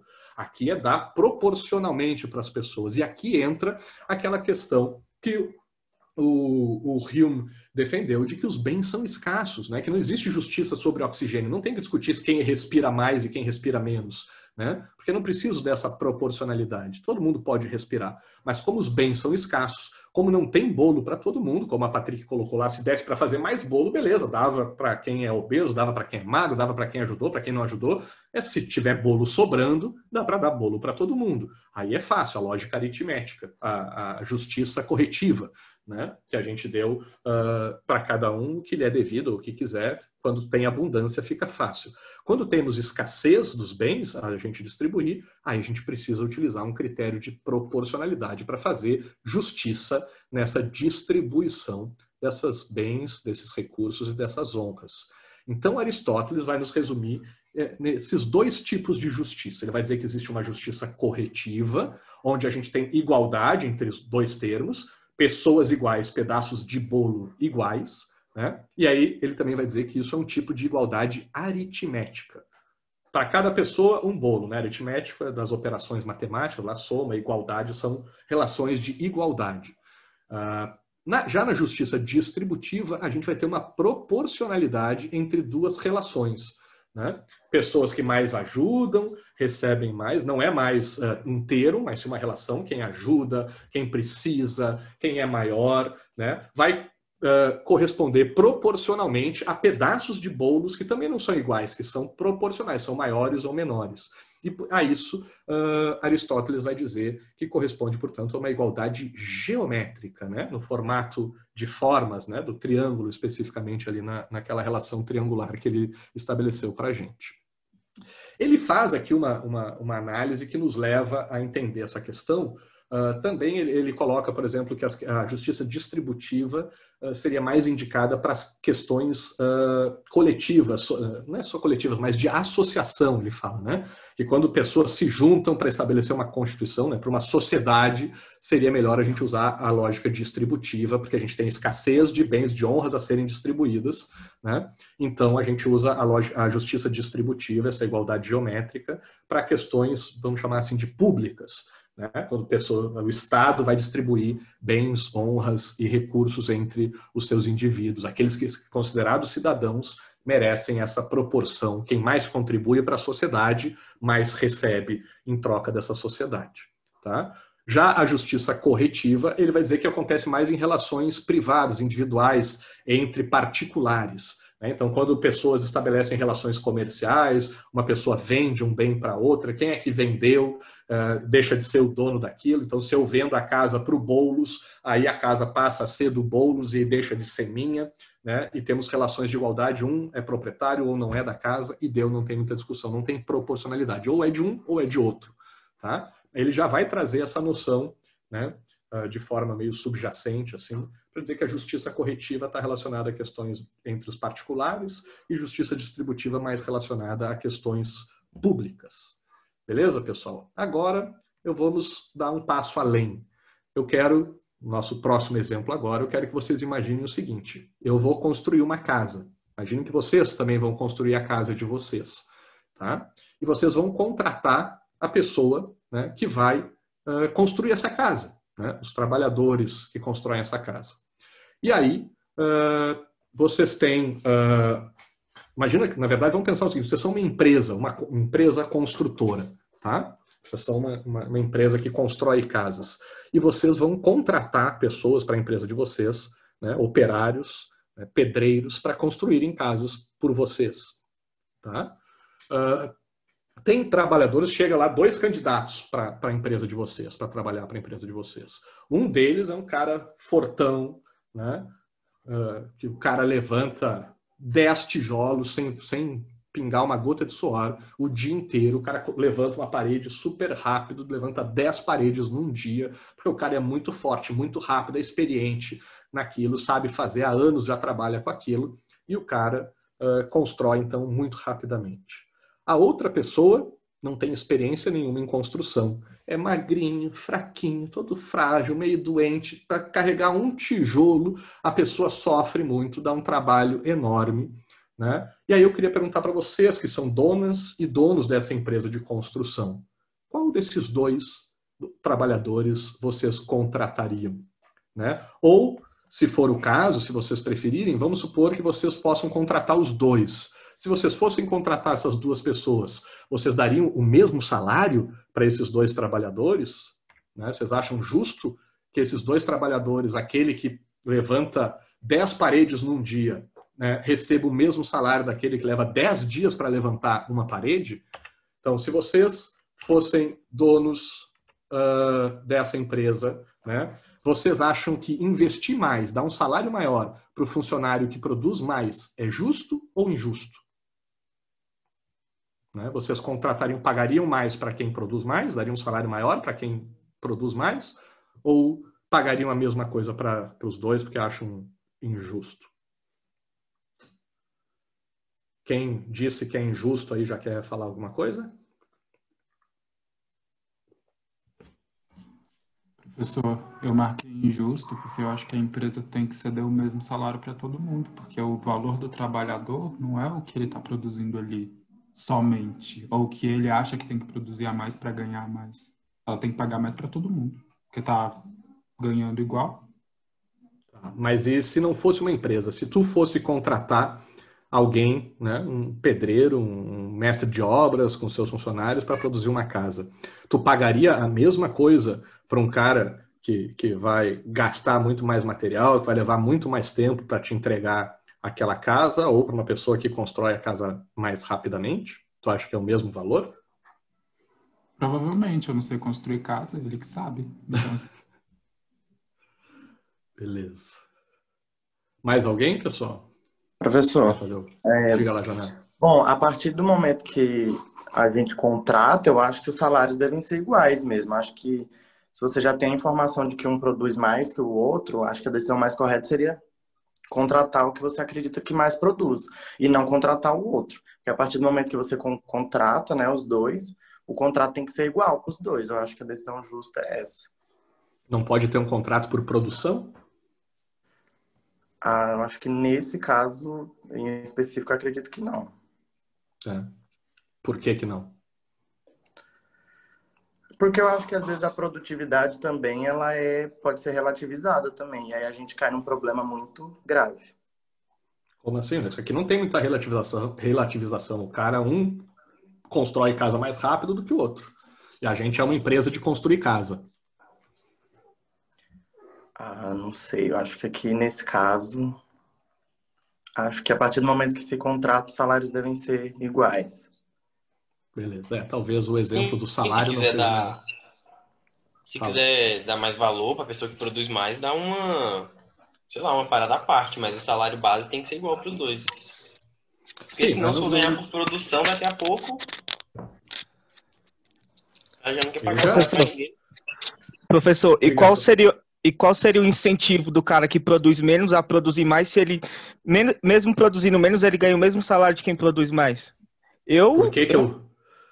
Cara, eu trabalhei, numa obra, quando eu morava na Austrália. Me deram um trabalho para fazer, tinha uma pilha, um morro de brita, que eu tinha que pegar com uma pá e jogar para dentro de um caminhão. Tá? Tinha que tirar toda a brita e botar dentro do caminhão. Junto comigo estava trabalhando um inglês. Cara, a cada 10 pasadas que eu dava para jogar a brita para dentro do caminhão, o inglês dava uma e parava, assim, se apoiava na pá e ficava conversando comigo. O cara estava ganhando o mesmo salário por hora que eu. Vocês acham que isso é justo? É isso? Quem votou que é injusto aqui investir mais no funcionário que produz mais? Professor, eu acho justo demitir o inglês e mandar ele de volta para a terra do chá. Beleza, então tem que investir mais no funcionário que produz mais, não é? De preferência brasileiro. Eu acho que, professor, pela lógica da empresa, é o que faz mais sentido. Porque a empresa vai conseguir gerar mais valor, né? Sim, exatamente. Então já acho justo. Maravilha. Então vejam aqui, professor, né? Opa, diga lá. Eu colocaria o que produz menos como auxiliar, por exemplo, dando ali um salário inferior, mas com funções diferentes. Acho que seria mais justo, assim, eu pensei nisso. Bom, beleza, a gente entrou aqui num problema, né, mais complexo, a questão de salário, todo mundo, obviamente, né, o cara está empregado, ele merece receber alguma coisa, né, não vai empregar o cara e não pagar nada, só porque o cara é lento ou produz pouco, né, concordo com vocês, mas vocês também concordam? Alguém discorda que a gente deve, de alguma forma, premiar aquele que produz mais? Alguém acha que não? Azar, produz mais, vai ganhar a mesma coisa? Sempre? Mas aí pode ser uma parada extra, né? Além Sim, do... sim. Isso. Porque o Vamos salário, supor... o salário dos dois lá de pedreiro seria igual, e aí o outro cara, por produzir mais, você veria um agrado, uma parada assim, Isso. um Isso, para a gente não incentivo. entrar... Para a gente não entrar nesse problema, que acho que o exemplo acabou abrindo essa margem aí para dúvida, né? Para garantir, se o cara, o outro que produz pouco, ele vai ter um salário mínimo, ele vai garantir, mas tem extras, tem bonificações, prêmios que quem produz mais recebe. Alguém discorda de que quem produz mais mereça receber premiações, bonificações extras, além de um salário básico e garanta o mínimo para todo mundo? Não, acho que nesse caso aí acho que é mais justo, professor. Acho que se diferenciar os contratos, acho que alguém comentou, talvez a gente pode ir para um caminho mais justo, porque num contexto em que os contratos são iguais, e acho que no contexto que os contratos são iguais, os salários devem ser iguais. Talvez diferenciando os contratos, talvez funcione. Porque, por exemplo, questão das mulheres no mercado de trabalho, por exemplo, a gente tem um contexto em que temos contratos muito semelhantes e aí, às vezes, as mulheres recebem salários muito inferiores, não por uma questão de produtividade, mas por uma motivação além, né? Então, acho que é uma problemática. Acho que o próprio Bolsonaro, se não me engano, que deu uma entrevista sobre isso, tentando, de alguma maneira meio ensaboada lá, tentou defender, né, a lógica de que, na verdade, para ele, ou sei lá, para quem que ele estava representando ali, a mulher produziria menos ao se afastar por uma licença maternidade, né? Sim, sim, é por isso que eu falei que a questão da produtividade às vezes podia ser relativizada, né, subjetivada, e esse é um perigo para mim. Sim. E a perspectiva de quem está julgando se a pessoa produz muito ou pouco pode estar cheia de preconceitos, né? Cheia de outras questões. Com certeza. É óbvio, como eu disse, cada exemplo que a gente pega vai ter uma complexidade toda em volta, tá? Mas a questão principal aqui, que é o ponto desse exemplo, é a gente tentar entender. É justo a gente premiar quem produz mais? Né? A maioria aqui colocou que sim, uma minoria botou que é injusto, mas pelo que eu entendi, tinham essas questões de garantir, como tem um contrato é o mesmo para os dois, né? Tem que garantir o pagamento igual, ou pelo menos garantir um mínimo para aquele outro que é mais fraco, que não é deixar a pessoa desamparada. Mas acho que ninguém criticou, pelo menos até agora, né, a premiação, né, extra, bonificação, para quem tem uma produtividade maior. Certo? Claro que temos também toda a complexidade em como se analisa como que essa produtividade maior é, como, por exemplo, o caso, né, da discussão do salário entre homens e mulheres no mercado de trabalho, que é bastante polêmico, vamos dizer assim. Mas eu quero, beleza, temos aqui então, lembrando, estamos falando de empresas, né? Numa empresa vocês concordam que os funcionários que mais produzem mereçam, de alguma forma, serem premiados, né? Receber uma bonificação em cima disso. Mas deixa eu mudar um pouquinho de exemplo. Eu peguei aqui, eu tinha visto um documentário um tempo atrás que mostrava, era um tipo de um pato gigante, tá? E esse pato gigante, ele tinha 2 filhos, e aí os filhos acabavam brigando entre si, depois que eles já estavam um certo tamanho, e expulsavam, um dos filhotes expulsa o outro do ninho, e os pais não fazem nada, deixam o outro filho que foi expulso morrer, porque eles privilegiam o filho mais forte. Eles focam toda a sua atenção, todos os seus recursos para fazer sobreviver o filho mais forte. Eu tentei pesquisar, não achei qual era esse pato, que era uma figura bem diferente, assim. O pato é bem estranho, um pato meio gigante. Aí eu fui pesquisar para montar a nossa aula, achei alguns animais que fazem isso, tem a garça branca, faz o mesmo, uma coisa muito parecida, e a águia real diz que também faz a mesma coisa. Pelo que eu entendi, as águias geralmente colocam 2 ovos, né, tem 2 filhotes ao mesmo tempo, e elas deixam os seus filhos competirem entre si, né, e focam para alimentar e dar todos os seus recursos para o filho mais forte. E o filho mais fraco morre. Isso, existem várias espécies de animais que fazem o mesmo, tá? Tem animais que matam alguns dos seus filhotes para garantir que só os mais fortes sobrevivam, e tem outros animais que deixam os filhotes morrerem, como é o caso da águia, da garça branca e desse pato, tá? E aí, eu queria perguntar para vocês, beleza, na natureza, né, não tem muito que a gente discutir se isso é justo ou é injusto. A águia faz isso, a garça branca faz isso, o tal do pato faz isso. Essa é a natureza deles. Agora, o que vocês acham de nós, seres humanos, fazermos isso? Né? Seguirmos aquela lógica da empresa. Eu tenho um filho só, mas imagina que eu tivesse um segundo filho agora, e aí eu vejo que o segundo filho já é mais lerdinho, já demora mais para aprender as coisas, come muito, é meio devagar, não ajuda muito na casa, meio burrinho, né? Que tal eu parar de alimentar esse meu filho burrinho, parar de gastar os meus recursos com ele e focar tudo no meu filho bom? Não vou botar ele na escola, não vou dar comida para ele, não vou levar ele o filho burrinho no médico, porque esse é o meu filho mais lerdinho, mais atrasadinho, menos produtivo. E vou focar todas as minhas atenções no meu filho mais produtivo, aquele que mais me gera resultados, que mais produz, assim como as águias, como as garças e como esse pato gigante aí que eu falei. O que vocês acham disso, pessoal?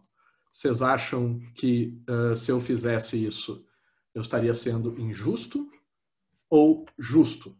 Um pai investir mais no filho que produz mais, é justo ou é injusto?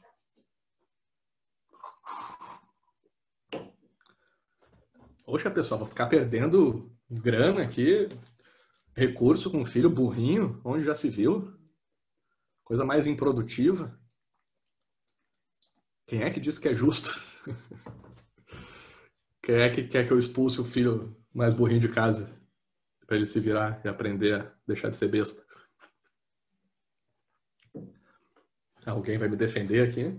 Não, assim, professor, eu votei no injusto pelo contexto que o senhor falou, mas partindo do ponto de que, sei lá, um filho é mais preguiçoso que o outro, tipo, um filho não quer, tipo, tem menos interesse por estudos, talvez você, partindo desse ponto, talvez investir numa escola melhor para um filho do que para o outro, um que gosta mais de estudar. Eu não vejo uma injustiça grande nisso. Agora, no jeito que o senhor falou de, tipo, de deixar o passando fome, aí eu acho injusto. Mas... entendi. Não, pô, mas tu acha justo? Tipo, eu tenho imagina, né? Eu tô com uma grana limitada, eu só tenho orçamento para botar um filho numa escola particular, de mais qualidade, o outro vai para uma escola pública que não tem uma qualidade tão boa. Aí o mais inteligente eu boto na particular e o burro eu deixo na pública, é isso? Não a questão do mais inteligente, mas a questão do mais esforçado que eu pensei. De tipo, um não gosta de estudar, um tipo não sei lá, reprova, ou então tira notas baixas, então tipo, eu acho justo você premiar. Mas não dá, Cara, colocar o filho em escola diferente, sacanagem. Nossa, mesmo? Tem uma série. A pessoa nem pediu pra nascer. Depois eu fui volta aí revoltado. Desculpa aí, professor. Mas foi o Gerson, né, Gerson, que falou que colocaria o filho, é isso? Sim, partindo da lógica do esforço, né? Mas tu não acha que eu poderia também, seria justo fazer o contrário, botar o menos esforçado, o menos inteligente na escola melhor, porque daí dá uma contrabalanceada, e o outro que já é esforçado, ele talvez consiga fazer bom uso da escola pública e aí os dois saem bem? Não, eu acho mais interessante premiar o esforço do que premiar, sei lá, uma predisposição. Tipo, não é premiar, é dar oportunidade. Dar oportunidade. Acho que é uma questão de propiciar a meritocracia, né? Se você tem os dois ali numa mesma situação de igualdade, aí a partir dali cada um segue seu rumo meritocrático. Tipo, mas eu pensei... Aí... Pode continuar, desculpa. Não, pode falar. Desculpa. Não, é que eu pensei no caso de, tipo assim, você tem 2 filhos numa escola pública, você vê que um não gosta de estudar, e você arruma uma promoção, e agora você pode pagar um colégio melhor para um filho. Aí eu pensei desse ponto, você tá vendo que um curte estudar pra caramba, quer, sei lá, fazer a universidade, o outro já não se interessa muito por isso, gosta de outras coisas, aí eu pensei nesse ponto. Tem uma série chamada This Is Us, que um casal, ele tem trigêmeos, e aí um desses trigêmeos acaba falecendo e eles adotam um menino que foi abandonado. E esse menino, ele acaba se mostrando um prodígio depois no futuro. E aí o pai, ele percebe isso e ele pega o filho dele e coloca numa escola particular de alta, tipo, de super renome, tipo, super avançada e não sei o quê, mas justamente porque a criança, ela se mostrou ser um prodígio e ficar na escola pública ia minar, né, essa característica dessa criança adotada. E aí eles fizeram isso, então Dá meio que para Perfeito. entender o argumento do Gerson também. Sim. Eu vou explicar que não é só o Gerson que está falando isso, né? Toda essa nossa discussão, eu vou correr aqui, tá, pessoal? Eu adoro a nossa discussão, mas, de novo, estamos aqui, vamos estourar o tempo. E para não usar demais o tempo de vocês, eu vou ter que dar uma corrida.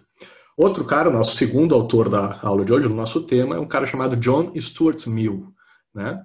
Ele é um utilitarista, né, que tenta manter lá a perspectiva do Bentham, e também um liberal, né? Ele vai dizer o seguinte, usando a partir das categorias lá do Aristóteles, de justiça aritmética, né, a justiça corretiva, ele vai dizer que essa justiça aritmética é um mito, né? Porque não tem como a gente distribuir tudo igualmente dentro da sociedade.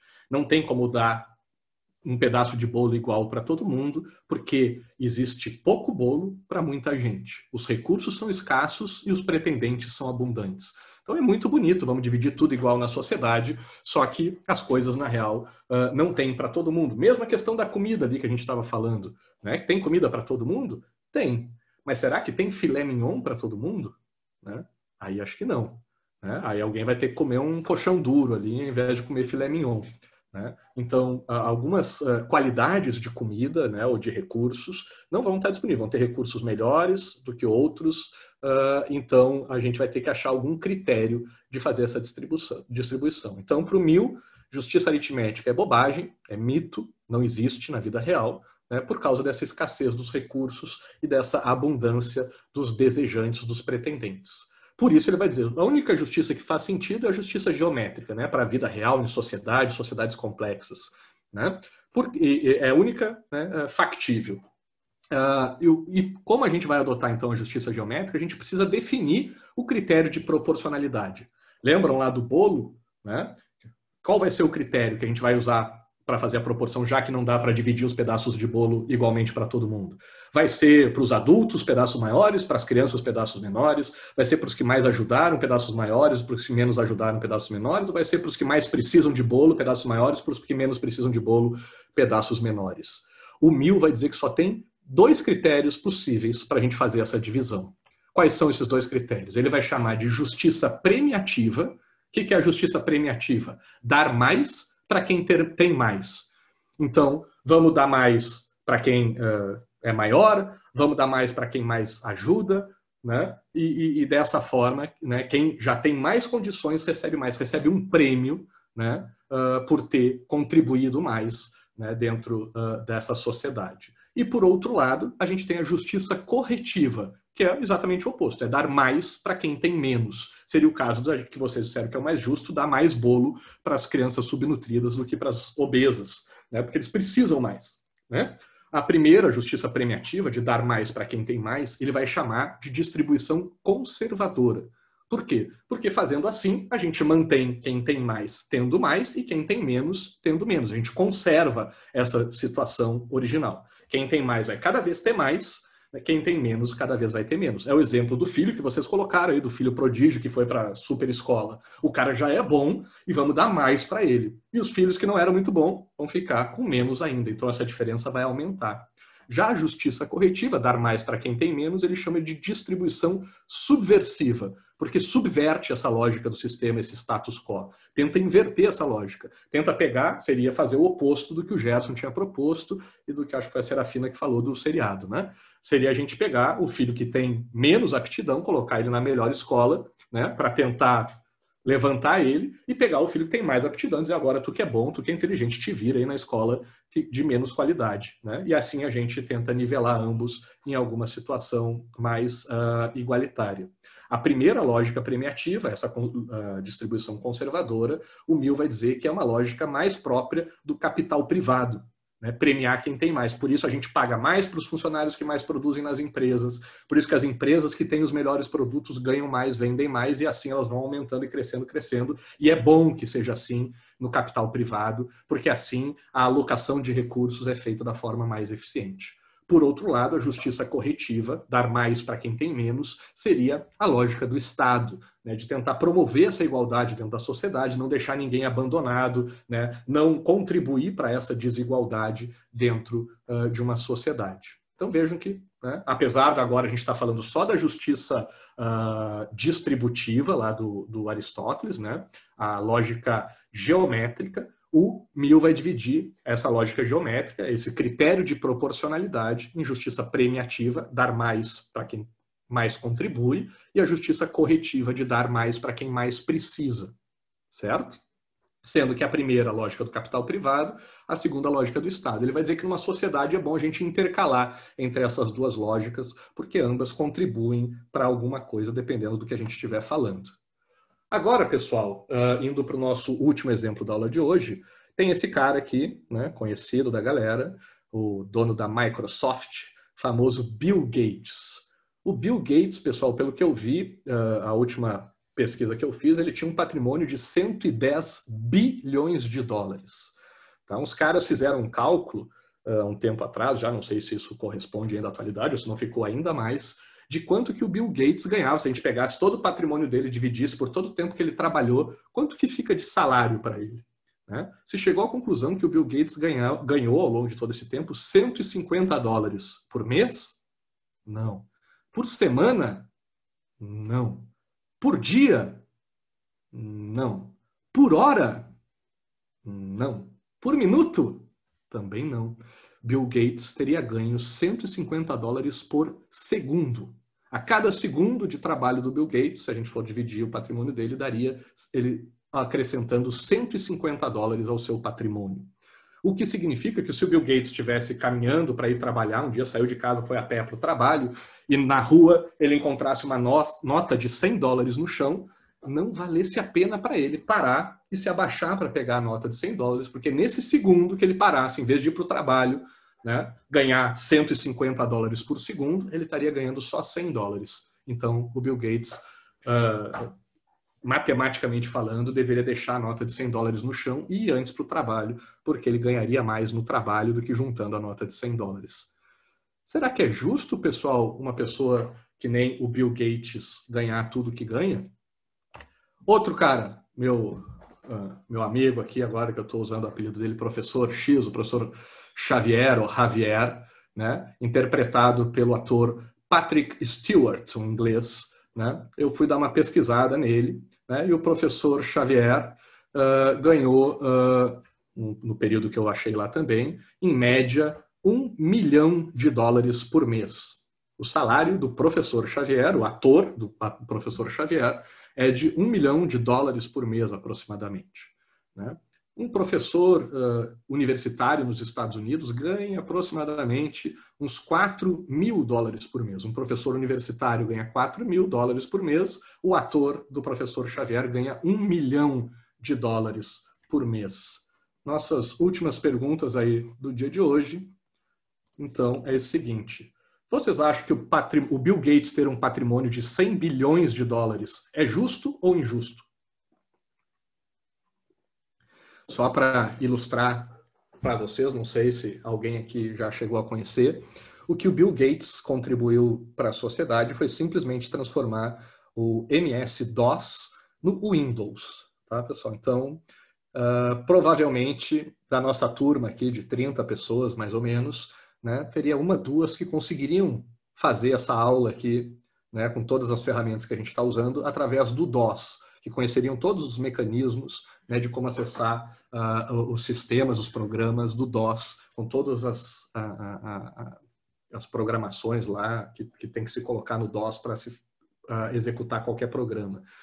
E ele transformou isso num negocinho que a gente clica em cima e o negócio começa a funcionar sozinho, não precisa conhecer nenhuma das chaves lá da programação do DOS. Né? Então, mesmo assim, mesmo ele tendo transformado o computador em algo acessível a praticamente todo mundo, a maior parte até aqui está dizendo que é injusto o Bill Gates ter um patrimônio de 100 bilhões de dólares. Tá bom, beleza.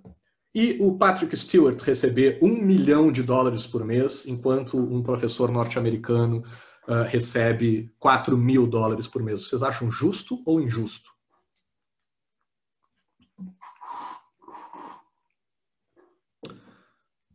Maioria, de novo, aqui indo para o injusto.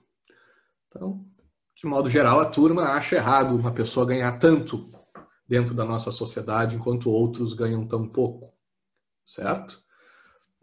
Maravilha, acho que 14h20, esperar mais um pouquinho para todo mundo votar. É isso? Beleza. Então, vamos voltar aqui para o nosso slide, para o nosso último autor da aula de hoje, que é um cara também liberal, como o Mill, porém esse contrário ao utilitarismo, né? Um cara chamado John Rawls, né? Ele é muito estudado nos cursos de direito, mas também é bastante importante aqui para a nossa teoria política, né? E ele vai tentar entender, né, a mesma pergunta lá do Aristóteles, a mesma pergunta do Mill. Ele vai perguntar com base em qual princípio que a gente deve distribuir o poder, a renda e as oportunidades numa sociedade. Ele vai dizer que, em primeiro lugar, né, na prática, né, quando a gente vai tentar estabelecer os critérios, os princípios para fazer essa distribuição, né, no nosso legislativo, por exemplo, para criar as leis, vamos taxar as grandes fortunas ou não vamos taxar as grandes fortunas? Vamos cobrar imposto do Bill Gates aqui ou do Patrick Stewart aqui no Brasil ou não? O que define isso, o Rawls vai dizer que não é justiça. Não é um critério de justiça que define se no Brasil a gente taxa grandes fortunas, né, ou não. Se a gente vai pegar a grana do Safra lá, ou o pessoal da Ambev, e a gente vai taxar eles de uma forma maior ou menor, isso não é um critério de justiça, segundo Rawls. Segundo Rawls, essa definição, feita no parlamento, né, na vida real, é feita a partir da capacidade de barganha de cada grupo, né, do poder que cada grupo tem. Então, teoricamente, aqui no Brasil, como os grandes milionários, né, os donos de grandes empresas têm um poder de barganha maior do que a população mais necessitada, por isso a gente não teria taxação de grandes fortunas, pelo menos não nos padrões de outros países pelo mundo, né? A gente taxaria menos porque, não é porque é justo, mas sim porque esses grupos têm mais poder e acabam estabelecendo o critério que lhes é mais conveniente. E, portanto, com base nisso, o Rawls vai dizer que a definição desses critérios não deveria ser feito dessa forma como a gente faz, né? A gente deveria usar uma lógica, uma técnica que ele chama de véu da ignorância. O que seria o véu da ignorância? O véu da ignorância seria um contrato hipotético que a gente faz numa situação lá no início, né, onde todos somos iguais. Como é que é isso? Né? Seria uma situação onde a gente não sabe quem a gente é na sociedade. Né? Para a gente poder criar as regras de uma sociedade, a gente tem que criar uma situação hipotética onde a gente não sabe a que grupo a gente pertence numa sociedade e a partir dessa situação, desse véu de ignorância, né, aquele símbolo da justiça com a venda, acho que está diretamente relacionado com essa ideia aqui do véu da ignorância. Para se fazer justiça, a gente não pode olhar a quem que a gente está analisando, a mesma coisa que a gente viu do terceiro equidistante, imparcial, né, não pode ser amigo de um ou de outro, né, mas a gente sabe, né, que o nosso deputado, o nosso senador, muitas vezes tem a sua campanha bancada aí por um empresário ou por um grande milionário brasileiro, e isso ajuda, né, a, por exemplo, a gente não ter a taxação de grandes fortunas ou de heranças aqui no Brasil, né, uma taxação maior. O véu da ignorância seria uma situação onde a gente não saberia quem a gente é nessa sociedade na hora de debater se a gente vai taxar grandes fortunas ou não. Né? Então, o John Rawls ele vai propor que a gente não saiba quem a gente é, que posição a gente vai ocupar numa sociedade e, a partir disso, a gente define os critérios de justiça dentro dessa sociedade. Então, o Safra não saberia se ele vai ser, dentro da sociedade brasileira, um milionário ou um pobre, miserável. E aí ele pergunta para o Safra: ei, Safra, sem tu saber quem tu é, se tu vai ser banqueiro ou se tu vai ser mendigo na sociedade, como tu acha justo a gente distribuir os recursos na sociedade brasileira? Né? Acho que a situação muda. Como o Safra sabe que ele é banqueiro, que ele é milionário na sociedade, aí fica fácil defender, ser contra a taxação de grandes fortunas. Né? Seria possível que uma pessoa fosse um apostador. Não, eu aposto que eu vou ser milionário, então eu vou defender regras que privilegiem os mais afortunados dentro da sociedade. Pode ser, mas o Rawls vai dizer que, na prática, o risco da gente ser um dos desafortunados vai ser maior, esses apostadores não prevaleceriam e que, então, o mais lógico seria a gente proteger os menos favorecidos, os mais necessitados. Então, ele vai dizer que, a partir dessa perspectiva, dessa técnica de usar o véu da ignorância para estabelecer os princípios de distribuição dentro de uma sociedade, a gente, como consequência desse véu da ignorância, segundo o Rawls, a gente estabeleceria dois princípios básicos. O primeiro seria estabelecer liberdade básicas iguais para todo mundo, né, direitos fundamentais. Por isso que ele é um crítico do utilitarismo. Ele vai dizer que jamais deve-se adotar o utilitarismo, porque eu não sei se eu não sou o cara naquele trilho de baixo. Né? No exemplo do bondinho, que a gente usou o cara, a vida dele, para salvar os outros 5. Então, o Rawls vai dizer que não, a gente deve garantir a vida de todo mundo, mesmo do cara, a gente não deve usar pessoas para maximizar os bens, os ganhos de uma sociedade, porque todos merecem igualmente direitos fundamentais. Além disso, ele vai defender uma coisa que ele chama de princípio da diferença. Ele vai dizer o seguinte: o Bill Gates pode ter uma propriedade, um patrimônio de 110 bilhões de dólares? Pode sim. Diferente da maioria de vocês, o Rawls vai dizer, ele pode. E o Patrick Stewart lá pode ganhar $1 milhão por mês, enquanto os professores universitários nos Estados Unidos ganham 4 mil. Não tem problema. A diferença é aceitável. A desigualdade econômica para o Rawls é aceitável dentro de uma sociedade, com uma condição: que essa desigualdade sirva para beneficiar os menos favorecidos. Que a gente use esse privilégio do Bill Gates de ter ganhado tanto dinheiro, esse privilégio do Patrick Stewart de poder ganhar tanta grana, né, sendo ator e fazendo seus filmes, para taxar eles, cobrar uma taxa boa lá em cima deles e redistribuir essa renda que eles têm acima da média da sociedade para favorecer os menos favorecidos, os mais necessitados dentro de uma sociedade. Então vejam que ele faz um equilíbrio. Ele diz, olha, pode ter desigualdade de renda e desigualdade econômica, sim. Pode ter gente muito rica dentro de uma sociedade, sim, desde que a gente use essa riqueza para redistribuir e tentar favorecer os menos favorecidos. Isso que ele chama de princípio da diferença. Então, por outro lado, essa redistribuição, essa distribuição, né, esse benefício, não deveria se basear em fatores arbitrários, né, que as pessoas não têm crédito. Né? Por exemplo, o Bill Gates pode dizer que ele é tão bilionário porque ele fez o Windows, ele ajudou a criar o Windows, então ele tem mérito nisso. O Patrick Stewart pode dizer que ele é um grande ator. Sim, mas o Safra, como ele herdou o banco do pai dele, será que ele tem mérito de ser um banqueiro hoje em dia? De acordo com o Rawls, essa distribuição não deve se basear em fatores arbitrários, mas sim no merecimento.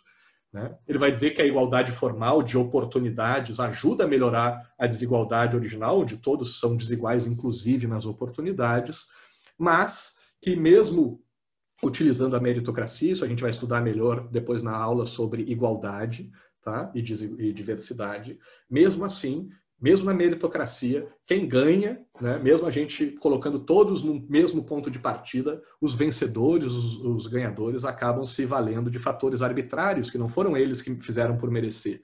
Né? O Neymar, ele ganha tudo que ele ganha, em parte porque ele treina, mas uma boa parte porque ele nasceu com um dom de jogar futebol muito bem, que ele não fez por merecer, ele só teve a sorte de nascer assim, e que ele não deveria ser beneficiado por essa sorte.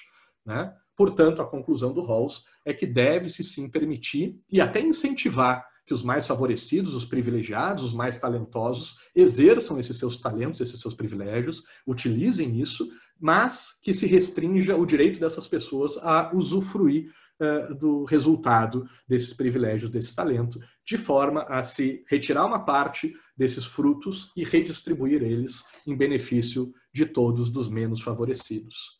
E assim a gente chega, então, na conclusão da nossa aula de hoje, né? na provocação da nossa aula de hoje. Qual desses dois tipos de justiça vocês vão defender? Vai ser o nosso debate na nossa aula que vem, lá na outra semana, depois da semana acadêmica. Um grupo vai defender a justiça premiativa, que premie, né, o filho que mais produz, que premie o trabalhador que mais produz, né, que dê o bolo maior para aquele que ajudou a fazer o bolo, que permita que o Bill Gates ganhe uma fortuna porque ele criou o DOS, e que o Patrick Stewart ganhe uma fortuna porque todo mundo quer assistir os filmes do X-Men.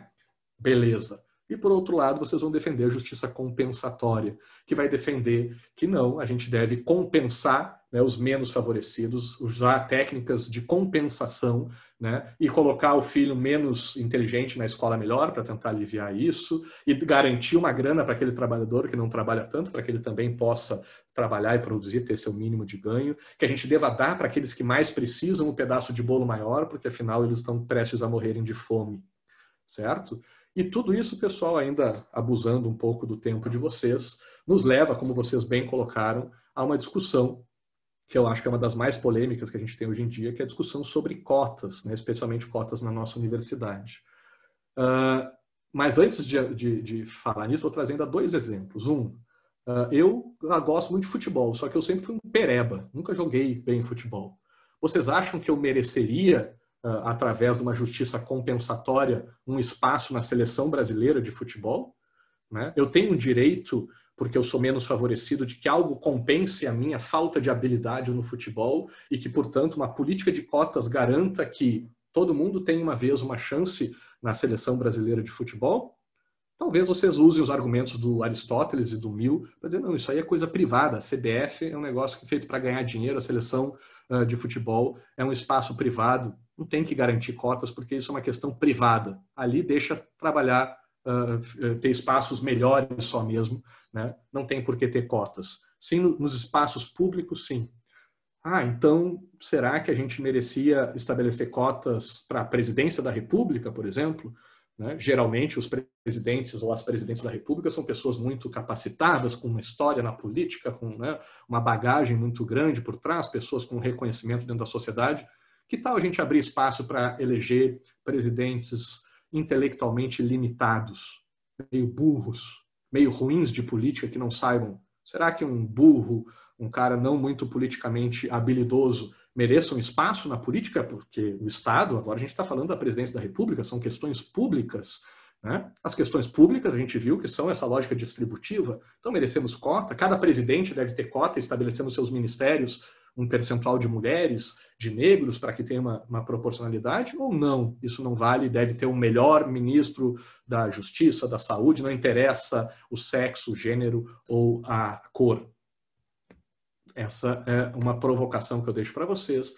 E levando à última provocação, que é qual o papel da educação superior? Né? Qual o papel de uma universidade? Uma universidade é feita para treinar os melhores alunos e as melhores alunas, ou é feita para corrigir as desigualdades que existem numa sociedade?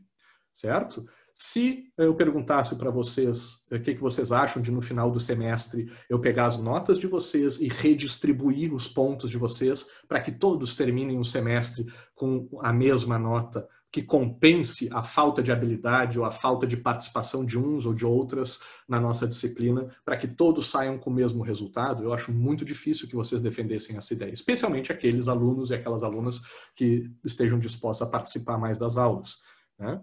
Acho que vocês diriam que isso é injusto eu dar a mesma nota para vocês no final do semestre, porque faz parte da educação essa classificação, essa verificação do desempenho de vocês. Faz parte do processo educativo atribuir valor para o desempenho de vocês.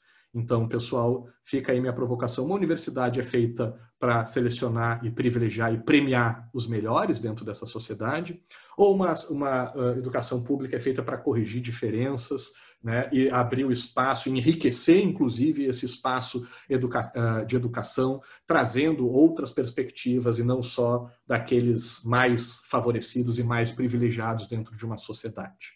Essa política de cotas e essa questão do papel da universidade já são outros campos extremamente complexos. Quem quiser ficar trocando ideia aqui, falando alguma coisa, eu fico à disposição. Mas termino por aqui a minha aula de hoje para não abusar ainda mais do tempo de vocês. Obrigado a todos e todas pela paciência e pela disposição. E fico à disposição de vocês aí para esclarecer qualquer dúvida.